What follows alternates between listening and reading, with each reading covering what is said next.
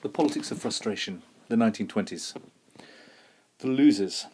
Whereas our first presentation, the politics of prosperity, dealt with the winners and maybe the upside of this period called the Jazz Age, there was a downside. Now we already know that from the experiences of rural America and agriculture.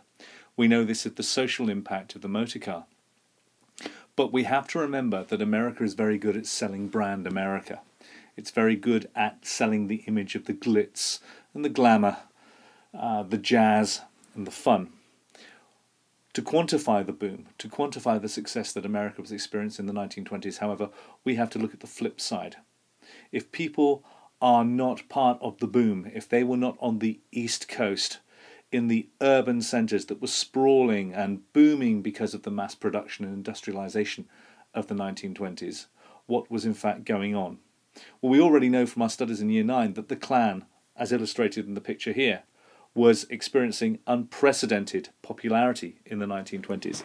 What could possibly have brought that about if America was experiencing unprecedented growth and prosperity? The bottom line is it couldn't have been. Groups like the Klan, extremists and radicals, like we've also studied for our GCSEs with Hitler in Germany, only thrive and flourish in hard times. So the boom had to have been quantified. There had to have been a limit of the boom. So who experienced it, but more importantly, who did not? Not all Americans, therefore, benefited from the politics of prosperity, what we dealt with in our initial essay. Many servicemen had trouble finding jobs when they returned home from World War I. We've already discussed the economic dislocation that America experienced at the end of World War I, where America moved from a wartime to a peacetime economy. That transition of 6 to 12 months was one of almost unprecedented civil unrest and civil strife. We've seen that with the black experience, the race riots, and we'll also move on to the Red Scare. Furthermore, the nation experienced an upswing in racism and xenophobia. They turned in on themselves to more traditional ways. Remember, there had been massive black migration from the south to the north to fill the labour shortages brought about by the war. But also the war itself had seen a massive escalation in xenophobia, fear of foreigners. Anyone with German-sounding names was harassed. There were riots. And of course the government encouraged that because it gave a focus on the war effort, kind of legitimised what they were doing during the war. But nonetheless, it would have been the same in almost all of the protagonist countries during World War I. Moreover, by the 1920s, many Americans had grown wary of 2 decades of crusades for reform. As America rapidly changed towards the end of the 19th century, moving into the 20th century, its government had slowly evolved as well. Now, it was moving away from laissez-faire, but nowhere near on the scale that we've experienced when we studied reforms in the UK. But the American government was getting more involved in people's lives before World War I, and seemingly endless attempts to pass moral legislation and involvement in a brutal war made many Americans aspire to a return to the good old days. Rural life of the 19th century, a non-urban life, a non-industrialised life, when life was simpler. The halcyon days, maybe rose-tinted spectacles, the good old days. But chances are that only actually existed in popular imagination. The reality was, in fact, that this America had been dead and gone for a very long time. But its appeal, the nostalgia of looking back to seemingly better times, is something that all generations experience. America experienced it on a major scale at the end of World War I. So this lecture will highlight the frustrations and anxieties that many Americans had and had to deal with during the 1920s. Some questions to keep in mind. When Harding was promoting in his election campaign in 1919-1920 normalcy, what exactly was he referring to? And of course, did America return to normalcy in the 1920s? And then we have the fanaticism, the cultural fundamentalism of the 1920s. How is that different from religious fundamentalism, which in many cases we could argue also existed in America in the 1920s? So what were these good old days, these rose-tinted spectacles showing Americans? Well, many people longed for many of these elements. And a checklist of what these were. Well, it was America free of labour and racial strife. Well, the labour strife, the strikes that appeared in America at the end of the 1920s, at the end of the First World War, when we have this economic dislocation to the American and global economy, led to an awful lot of labour strife. It also represented the power of the unions, which to many Americans were an anathema, a very unpopular sign of the growth of socialism and left-wing beliefs. Racial strife brought on by the mass migration from the South, the great migration of the blacks from the southern states of America, working in agricultural areas to more urban areas, and of course the racial strife that was also brought on by the failure of the melting pot, the failure of America to deal with the mass immigration that she experienced at the end of World War I, which had been going on throughout the 20th century and most of the 19th century. Linking to this, fewer foreigners. If America was going to accept immigrants, they would be the right immigrants.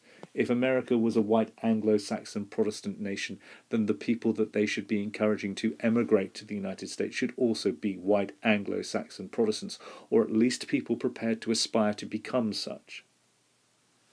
No radical ideologies, well, no radical ideologies meant no ideologies that were contrary to what many Americans believed was normal. And we've already discussed America as being a conservative, big conservative nation. Very puritanical views, very traditional views, Victorian views. Anything that clashed with this was considered to be radical. More attuned to the rhythms of small-town life. America had been founded as isolated rural farming communities, not great big urban centres full of industry, sucking in wealth and sucking in people. America had been founded by people who wanted land and they wished to toil the land. America had become something that many Americans no longer recognised. A greater fallback on fundamentalist Christianity. And finally, less government interference in their lives. What the Americans wanted was a return to the small government established by the Founding Fathers, a government that didn't interfere and involve itself unnecessarily in the lives of American people. All of these elements here take us back to the concept that we've mentioned at the start of the course and return to in the politics of prosperity, this concept of reaction and rebellion. What we are looking here, labour strife, racial strife, mass immigration, radical ideology like communism, unionism, urbanisation as opposed to rural small-town life, non-fundamentalist Christianity and big government. These are all things that have changed. These are all rebellions against what traditional white Anglo-Saxon Protestant Americans thought was correct, proper and right. What we're returning to with this desire for normalcy, the good old days, this isn't the rebellion, this is the reaction.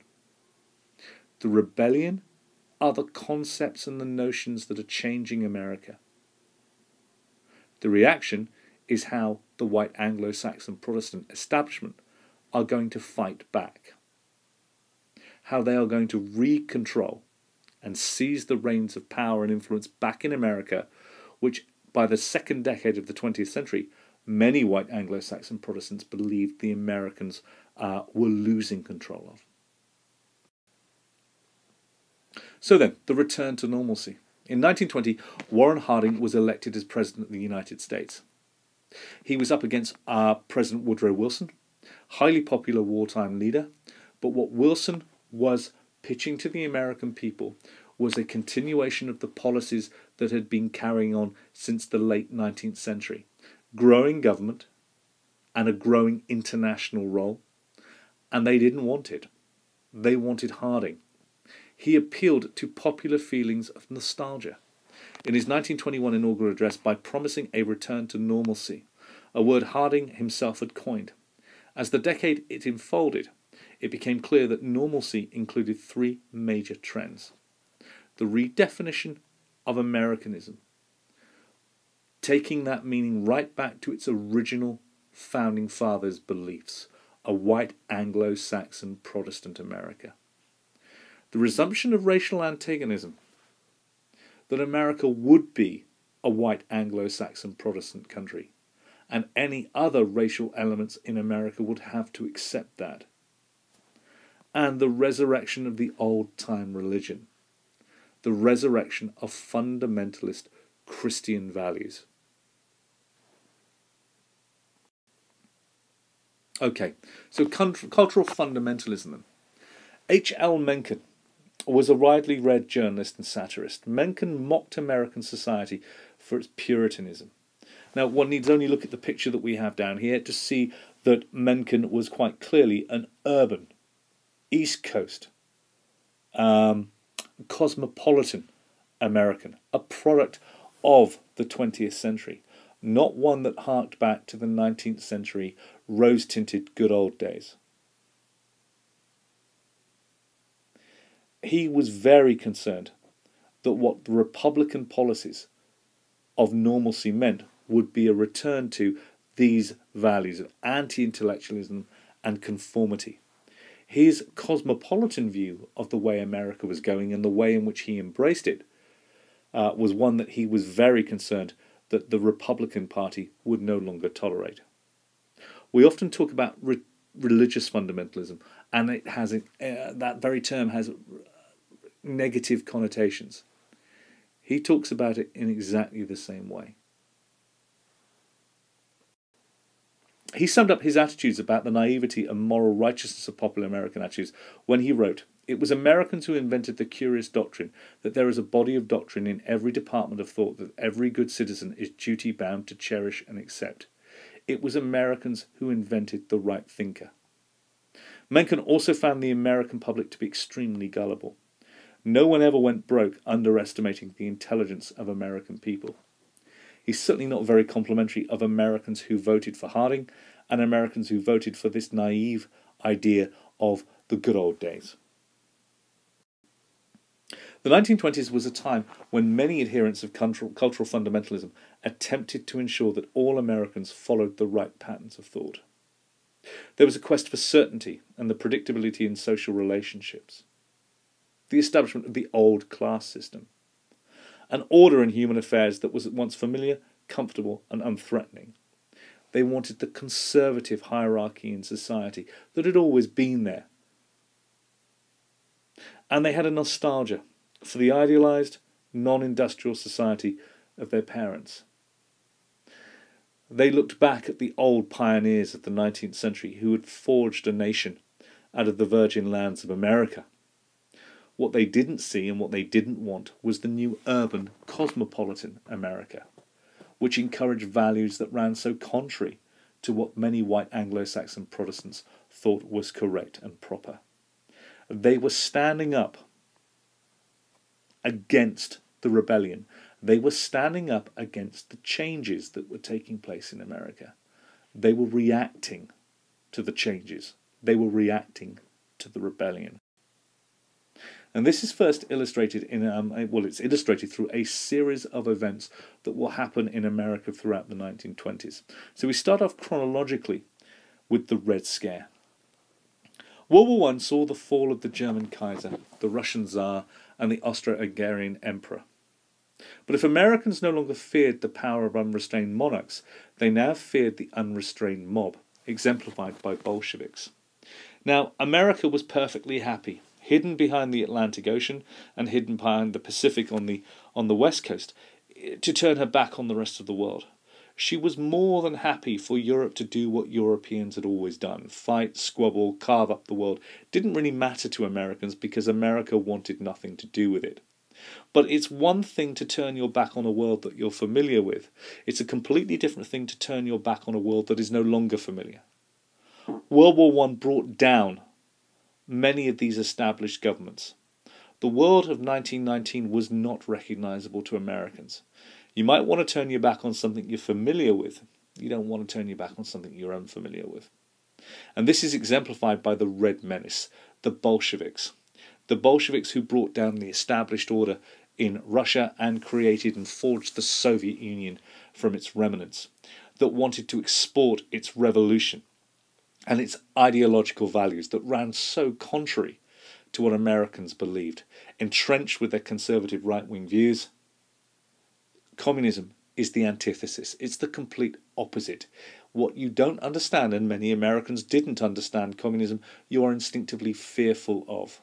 If what you're fearful of is seen to be aggressive, expansionist and coming your way, then obviously you can either flee it or you can stand up and fight against it. What America found after the Russian Revolution and the uncertainty that the world had seemingly become full of is that the Americans now realized that mass immigration from Eastern Europe had possibly brought Bolshevism, communism, with it to America at the end of the war. The Bolshevik or October Revolution of 1917 brought the doctrine of communism to Russia. It was supposed to be the first in a chain of workers' revolutions that was spread throughout the world under the slogan, "Workers of the world unite." And of course, if you read your Marx, if you read your Das Kapital and the Communist Manifesto, Marx makes it perfectly clear that he expects communism to actually flourish not in a backward, peasant, agrarian society like Russia was at the end of the war, but actually in the industrialized societies, the urban societies of Western Europe, like Germany, the United Kingdom and France. Well, if any country was akin to those Western democracies, it would have been the United States. Therefore, even with the vaguest understanding of communism, many Americans, and very few of them I'm sure read Marx, would have been very fearful that communism would have found easy, fertile soil in which to grow in America. In March 1919, Bolshevik leader Vladimir Lenin founded the Communist International to rally far-left socialists abroad.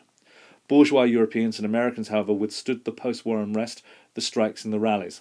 Moreover, with a bloody civil war to fight at home, the Russian Communist Party had neither the time nor the resources to really work for global communism. But of course, this is all with the benefit of hindsight. At the time, the threat of communism was perceived as being a real threat.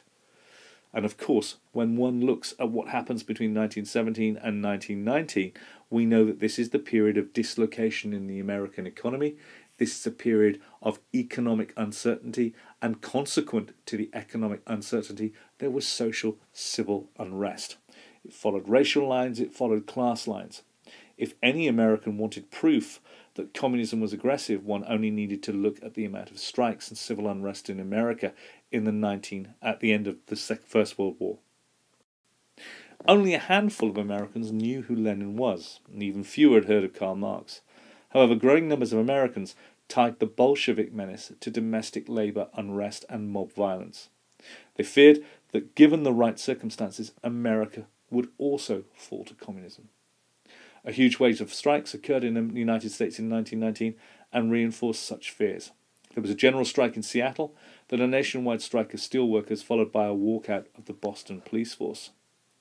So to any conservative American, if you want proof that communism was at work in the United States, here's your evidence. In the case of the steelworkers strike, the protesters were unskilled and semi-skilled workers, many of whom were recent immigrants from Southern and Eastern Europe, whereas Russia, it's in Eastern Europe. Again, if you're looking for communism, you would find clues. If you were scared of communism and you went looking for proof of communism, it was easy to see why hysteria was starting to foment in the United States. Therefore, many opponents of Labour labelled the strike as un-American. America is conservative right-wing, unions are socialist and left-wing. And they claimed that unrest was being fomented solely by radical immigrants. Let's ignore the economic dislocation. Let's ignore the social and civil strife and the poverty that many Americans were suffering at the end of the war. Let's pin it on immigrants. It sounds familiar. In addition to workers' strikes, bomb threats also fueled the Red Scare. So we have a heightened sense of hysteria in the United States directed at Eastern Europe, Eastern Europeans and communists. It is now tagged with the headline, the Red Scare. There'll be two in America, one at the end of World War One, and the second one that we'll study later in the 1950s, linked to Senator MacArthur. In the April of 1919, a US senator from Georgia, Thomas Hartwick, received a package which exploded when his maid opened it. Thanks to an observant New York City mail clerk, similar packages were discovered before they reached their targets. In this heightened atmosphere, this pressure cooker of anti-communism and Red Scare hysteria, it's very easy to pin this on foreign immigrants. It's very easy to blow this out of proportion. One need only think of the war on terror that we have experienced since 9/11 in 2001.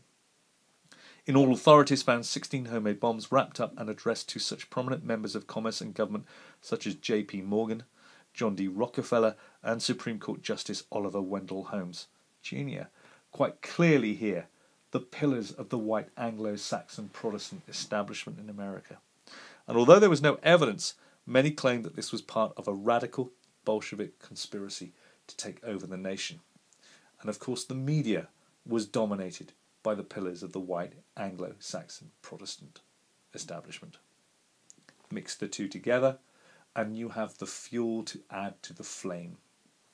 Attorney General A. Mitchell Palmer was one of the targets of an attempted bombing which made him a convert to the Red Scare, so it became personal. Beginning in the autumn of 1919, Palmer organised a new group of crime fighters whose job it was to arrest and deport potential radicals. Palmer appointed a man who would become more famous down the line, a J. Edgar Hoover, the future director of the Federal Bureau of Investigation, as head of the General Intelligence Division. Palmer made use of the Wartime Sedition Act. Basically, we've read about this, we've studied this, where basically anyone could say anything, do anything, suggest anything that was anti-government, and boom, you would be in prison, to arrest and prosecute the so-called radicals. And on January the 2nd, 1920, the Red Scare reached its climax in the US. On this day, simultaneously in 33 American cities, Justice Department agents arrested 3,000 communists, anarchists and aliens. Now, that's their terminology. Communists, obviously Bolsheviks, anarchists, extreme communists who don't believe in any form of government, and aliens, non-Americans. Great term. In actuality, most of these persons had broken no law and were in fact American citizens. The government violated their constitutional rights by detaining them without bail and by preventing their contact with lawyers or family members. Government agents also apprehended other Americans for guilt by association. So obviously, if under investigation, if under questioning other names were mentioned, they were arrested as well. This series of arrests brought the total number to around 7,000. Of these 7,000, however, the government deported or imprisoned only 556. Almost no liberal organisation, by liberal we mean anyone who didn't agree with what was going on at the time, so anyone to the left of conservative America on our political spectrum, escaped Palmer's sweeping crackdown on radical political views. Proponents of the Red Scare, for example, called the Hull House, a liberal publication, founder Jane Addams a communist sympathiser because of her pacifism during the Second World War. Some of Palmer's supporters, moreover, denounced the League of Women Voters as a radical organisation. They were promulgating, they were fomenting change, they were fomenting rebellion. The government also revoked the mailing rights of respected publications like The Nation and The New Republic based upon their provocative political views, based upon the fact that they didn't agree. Eventually, Palmer's tactics went so far as to offend even conservative Americans, and support for the Red Scare would eventually collapse. Palmer had even tried to exploit the raids to promote his unsuccessful run for the Democratic presidential nomination, but revelations about his abuses of power turned the public against him. Because so much protest was focused on Palmer, J. Edgar Hoover emerged from the Red Scare of 1919 and 1920 relatively unscathed. After Warren G. Harding was elected president, he appointed Hoover Assistant Director of the Bureau of Investigation, the future FBI. He became director in 1924 and held that post until his death in 1960.